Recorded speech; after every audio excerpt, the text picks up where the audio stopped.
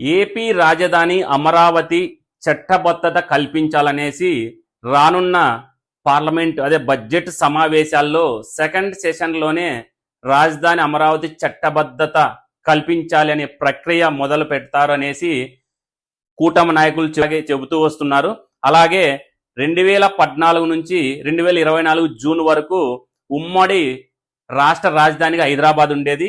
2024 June 2 తర్వాత మనకు అమరావతి రాజధానిగా ఉండాలనేసి కూటమి నాయకులు దీన్ని చట్టబద్ధత ఎట్టి పరిస్థితులను కల్పించాలనేసి చెబుతున్నారు. జగన్మోహన్ రెడ్డి గారు అయితే రాజధాని విషయంలో రాజధాని రివర్ బెడ్ ఉందనేసి ఎక్కువ అమౌంట్తో భవనాలు నిర్మిస్తున్నారనేసి చాలా వరకు ఆయన దీన్ని వ్యతిరేకిస్తున్నట్టుగానే మాట్లాడుతూ వచ్చారు. అలాగే సీఎం ఎక్కడుంటే అక్కడే రాజధాని అనేసి ఈ రాజధాని అమరావతి విషయంలో జగన్మోహన్ రెడ్డి గారు అయితే కొంచెం వ్యతిరేకంగానే ఉన్నట్టని చెప్పుకోవాలి. ఈ విధంగా చెప్పుకుంటూ పోతే చట్టబద్ధత కల్పిస్తే దీని పరిస్థితుల్లో దీన్ని మా అమరావతి రాజధానిగా ఉండాలనేసి కూటమి నాయకులు అలాగే రాష్ట్ర ప్రజలు కోరుకుంటున్నారు.